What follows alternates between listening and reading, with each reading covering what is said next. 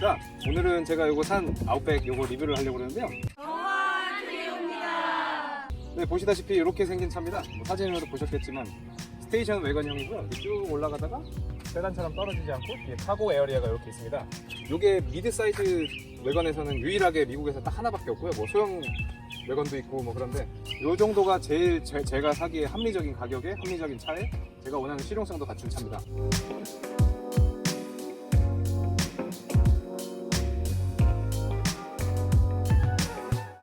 네, 전면부를 보시겠습니다. 요 앞에는 요게 헥사고널 그릴, 현대랑 비슷하게 생겼죠?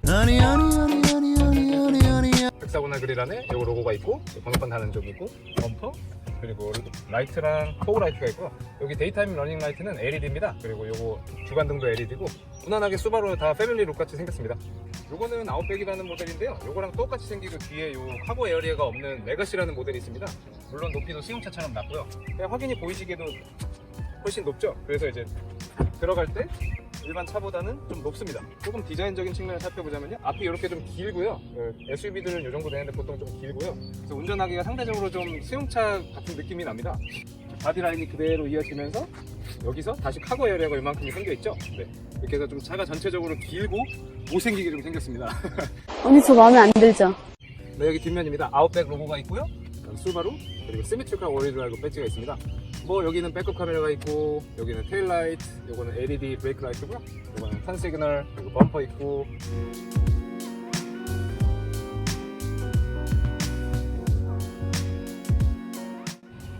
구동계열을 설명드릴 건데요. 엔진입니다. 수바루에는 두 가지 모델이 있는데 4기통이랑 6기통 모델이 있습니다. 둘 다 박스 엔진이고요. 저는 4기통 모델을 선택했습니다. 여기 한 175마력 정도를 내고요. 차에 비해서는 성능이 좀 작지만 CVT가 그 힘을 그대로 다 전달시켜서 이렇게 파워가 부족한 느낌은 없다고 합니다. 뭐 제가 실제로 운전했을 때도 그렇고요. 이 막서 엔진이라는 게 실린더가 보통 이렇게 V자로 되어 있거나 뭐 앞뒤로 되어 있거나 뭐 이런데 이건 약간 이렇게 수평하게 되어 있습니다. 그래서 박싱을 하듯이 복싱 선수도 이렇게 박싱을 하듯이 왔다 갔다 실린더가 해서 차체에 비해서 실린더가 양좌우로 움직이기 때문에 진동이 좋고요. 그만큼 연비도 좋게 나옵니다. 엔진룸에서 또 한 가지 눈여겨보실 거는 요 스타터입니다. 알터네이터라고 하는데 요게 물이 들어가면 이제 차가 가지 않습니다. 시동도 걸리지 않고요. 요게 보통 많이 밑에 여기 그릴 뒤에 있는데 수바루는 좀 특이하게 위에 있고 이렇게 가려져 있죠. 이게 약간 그 오프로딩도 약간 염두에 둔 게 있는데요. 우리 보통 그릴을 통해서 약간 또랑 같은 데를 지날 때 이렇게 흘러 들어오는데 여기에 들어오게 방지도 해주고 이게 위치가 상당히 높게 있습니다.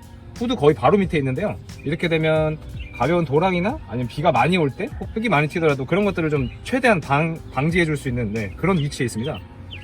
A few moments later. 앞좌석에 들어왔습니다. 네, 앞좌석에 보시면 파워 시링이 있고요. 2웨이입니다. 1, 2웨이. 그리고 럼버 서포트. 여기 그 허리 지지대라고 하나? 요추 지지대? 네, 럼버 서포트도 있고요.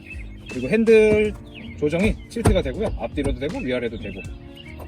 그리고 아까 말씀드렸다시피 후드가 길고 차 자체 지상고가 높은 면에 비해서 좌석 자체가 수용차처럼 디자인이 되어 있습니다. 그래서 굉장히 좀 바디 롤링도 좀 적고요. 운전할 때 좀 수용차 같은 느낌을 많이 줍니다. 뒷좌석에 들어왔습니다. 앞에는 제가 앉은 포지션, 운전할 때 그대로 포지션대로 있고요. 보시면은 주먹이 한 3개 정도 들어갑니다. 상당히 여유가 있죠. 제가 174인데 헤드룸도 주먹 1개 반 정도가 들어가고 앞에가 이 정도가 나오면 정말 편안한 겁니다. 중간에는 앉을 수는 있는데 4륜 구동이기 때문에 중간에 이 셰프트가 들어갑니다. 그래서 앞에 동력을 뒤로 전달해주는 그 어떤 기어가 있습니다. 그게 들어가서 여기가 이렇게 올라와 있고 이게 좀 불편하다는 분도 계신데 뭐 어쩔 수 없죠. 그리고 여기는 앞좌석을 끝까지 다 당겼는데 그래도 1개 반 정도가 남고요. 헤드룸은 아까 말씀드렸듯이 1개 반 정도 여유가 있습니다. 상당히 편합니다. 이 정도면은. 그리고 뒷좌석을 접을 수도 있는데요. 여기 버튼이 있어서 이렇게 플랫하게 접을 수도 있고요. 여기는 팔걸이 그리고 컵홀더가 2개 있고요. 2명이 편하게 이렇게 앉을 수 있습니다. 카고는 그 24 큐빅핏짜리 뭐죠? 캐리어가 7개 들어간다고 하는데 뭐 정확한 수치는 뭐 저희한테는 필요 없고요. 상당히 넓습니다. 이거는 이제 위에 뭐 쉐이드 커버라고 하는데 뭐 햇빛으로부터 좀 뭐 뜨거운 걸 보호하거나 아니면은 귀중품이 있을 때 밖에서 보이지 않도록 보호하는 거고요. 그리고 여기에 이제 커버가 있고 여기 밑에 뭐 들어주면 스페어 타이어랑 공간이 조금 더 있습니다. 그리고 요거를 쓰지 않을 경우는 이 안에다가 수납할 수도 있고요. 2열을 접고 싶을 때 여기를 눌러서 접어도 되는데 여기 이렇게 손잡이가 있습니다. 이걸 눌러주면 이렇게 넘어가서 앞에 시트가 접히게 됩니다. 제가 한번 들어가 봤습니다. 제가 이렇게 가로로 앉아도 될 정도로 충분히 넓고요. 앞에 뒤로 누웠을 때는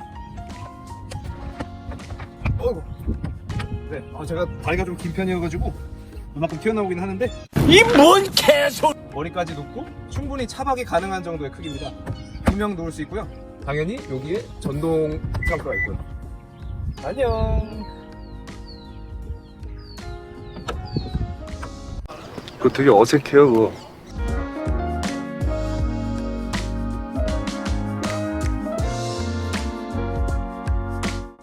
네, 안으로 들어왔습니다. 새소리 때문에 고생하셨죠? 네, 인테리어를 보여드리겠습니다. 인테리어는 뭐 그냥 일반 수바루 기본 그냥 구성입니다. 제 차는 레더 시트이 아니고 그냥 직물 시트고요. 이렇게 약간 직조가 되어 있는 그런 시트고, 문을 보시면은 여기는 소프트 플라스틱, 여기는 좀 하드 플라스틱, 좀 약간 크롬 튀기하긴 하지만 여기도 약간 가짜 가죽입니다. 여기도 소프트 플라스틱, 여기도 마찬가지로 이렇게 액센트를 줬고요. 그리고 글러브 박스는 그냥 크지도 작지도 않은 적당한 정도 용량입니다. 그러면은 여기 벤트가 있고요. 그 다음에 요거 비상등이 있고, 여기 뭐 라디오, 그 다음에 AM, FM, 그리고 여러 가지 뭐 세링이나 인포, 오디오 같은 것들을 볼 수가 있고요. 밑에는 여기 엉따라고 하죠. 네, 엉덩이 따뜻해주는 힐링 옵션이 있고, 뭐 이렇게 버튼들이 있습니다. 뭐 세링을 할 수 있는 온도. 그리고 여기에 조금 스토리지 공간이 있고요. 이 밑에 보시면은 이렇게 AUX랑 USB 코드, 그리고 요새는 잘 쓰지 않은 요거 시가잭. 기어는 일반적으로 제일 많이 보는 그냥 스탠다드 타입입니다. P, 파킹, 리버스, 뉴트럴, 드라이브. 그리고 여기 보시면 약간 매뉴얼 모드도 있는데, 매뉴얼 모드를 쓰게 되면은 요 핸들 뒤에는 요 시프터, 요거는 기어 저단으로 내려가는 거, 요거는 고단으로 올라가는 거, 요거를 쓸 수가 있고요. 네, 파킹 브레이크는 전자식입니다. 요거를 밟게 되면 네, 소리가 나고, 그 다음에 요거는 X 모드, 눈길에서 쓸 수 있는 거고요. 요건 디센딩 컨트롤. 차가 이제 다운힐을 내려갈 때 미끄러지지 않게 기어비를 낮게 해가지고 천천히 내려가게 해줄 수 있는 겁니다. 컵홀더가 2개 있고, 요거는 뭔지 알 수 없는 스토리지가 하나 있습니다. 그리고 팔걸이가 이렇게 돼 있고, 들어 올리시면 적당히 깊은 정도의 저장 공간이 있습니다. 네, 계기판입니다. 계기판을 보시면 이쪽에 타코미터, 네, RPM 존이 있고요. 여기는 속도계, 그리고 요것도 중간에 속도계인데, 요거를 여기 핸들 밑에 있는 요 버튼을 눌러서 세팅을 바꿀 수가 있습니다. 속도계부터 연비 히스토리랑 뭐 주행 가는 거리, 그리고 얼마나 운전했는지 뭐 이런 것도 보여주고요. 중간에는 레인 키핑 어시스트랑, 그 다음에 어댑티브 크루즈 컨트롤을 킬 수가 있고, 핸들은 우리가 흔히 보는 3스포크 디자인이고요. 하나, 둘, 세 개가 있고요. 왼쪽에는 뭐 볼륨 업 앤 다운, 그리고 다음 곡, 이전 곡, 그리고 메뉴, 그리고 돌아갈 때, 그리고 소스, 음성 명령이 있는데 거의 쓰지 않습니다. 전화를 걸고 받을 수도 있고요. 아까 말씀드렸던 저기 클러스터 패널을 조정할 수 있는 버튼이 있고, 빵빵 해야죠.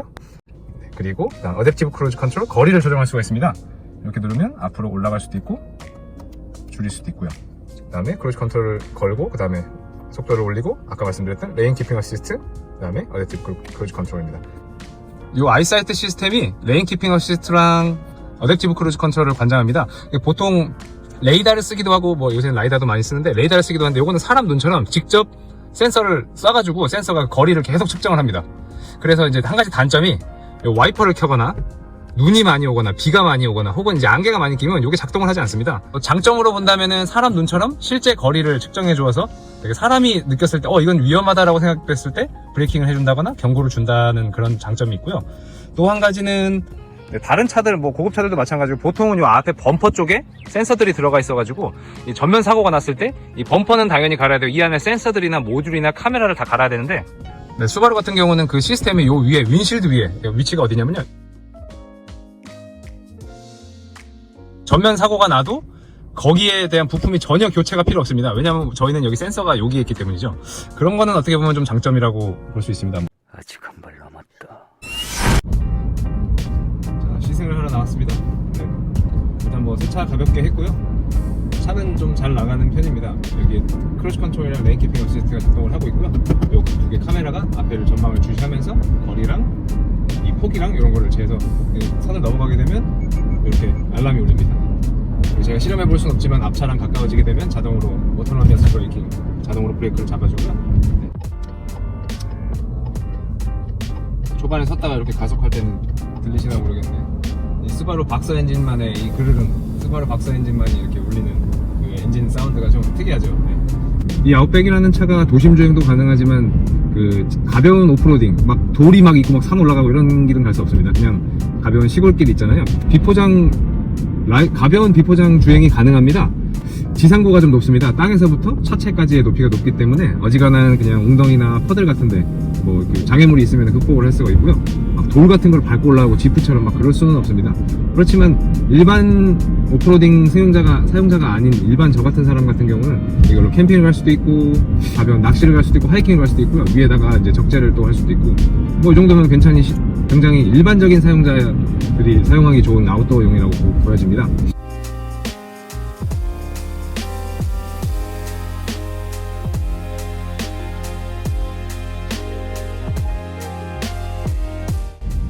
자, 다시 한번 나가 보겠습니다.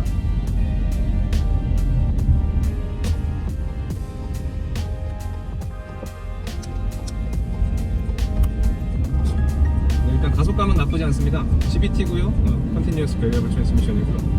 뭐 차체는 무겁긴 하지만 그래도 4기통에 터보 같은 건 없지만 그래도 힘은 괜찮습니다. 가속감도 괜찮고요. 어느 정도 속도가 붙으면 차가 이제 무게가 좀 있기 때문에 아주 되게 묵직하게 잘 나갑니다. 핸들은 약간 무거운 편인데 뭐 이 정도면은 뭐 나쁘지 않습니다. 캐빈 노이즈는 약간 있는 편이고요. 이게 썩 고급차가 아니기 때문에 엔진에서 들어오는 소음이랑 유리 이런 데 밖에서 나는 풍절음이 좀 들리고요. 땅에서 올라오는 노면 노이즈도 좀 들리고요. 왜냐하면은 그 박스 엔진 자체가 연비도 개선이 잘 되고 무게 배분도 잘 되는 그런 장점이 있는 반면에 이 엔진 소음이 좀 있습니다. 그거를 잡지 못해서 이렇게 방음을 처리를 원가 절감을 해야 되기 때문에 방음 처리를 많이 안 해서 엔진룸에서도 소리가 좀 들어오고요. 그리고 연비에 관해서도 시내에서는 한 23에서 24, 5 이렇게 나오는 것 같고요. 하이웨이에서는 거의 30 가까이 나오는데 이제 복합적으로 한 26에서 27 정도 나온다고 보시면 될 것 같습니다. 주택가를 한번 다녀보겠습니다. 박스 엔진의 글름글름 소리 들리시죠? 네, 아주 나이스하고 스무스합니다. 차도 묵직하고 주행감은 뭐 고급차의 견줄 정도는 아니지만 이 정도면 아주 훌륭합니다.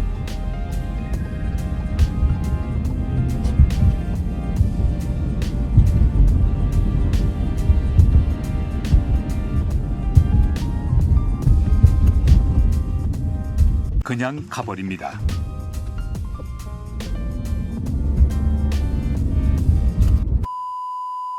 네, 여기까지가 제가 준비한 영상이고요. 리뷰가 좀 뭐 부족할 수도 있는데 그냥 일반 사용자의 입장에서 제일 그냥 어느 정도 크다, 뭐가 좋다, 뭐 이런 것만 리뷰를 해봤고요. 뭐 신형 모델은 더 좋습니다. 뭐 이 모델도 2016년 모델이지만 그래도 저한테는 아주 좋은 차고요. 실용적인 차를 원하시면은 이 차를 사는 것도 저는 나쁘지 않다고 생각합니다. 가격대랑 그리고 이제 공간 활용도 그리고 연비 이런 거 생각하면은 그냥 합리적인 차, 저한테는 참 합리적인 차 같습니다. 이 정도 리뷰하면은 아마 충분히 보셨을 거라고 생각되고요. 다음에는 이제 제 와이프 차 혼다 파일럿을 한번 리뷰해 보겠습니다. 한 2년 정도 탔으니까 이제 실 리뷰를 해도 충분히 될 것 같아서 저는 여기까지 하고요. 다음에 또 뵙겠습니다. 안녕히 계세요. Many months later. 갔다 올게.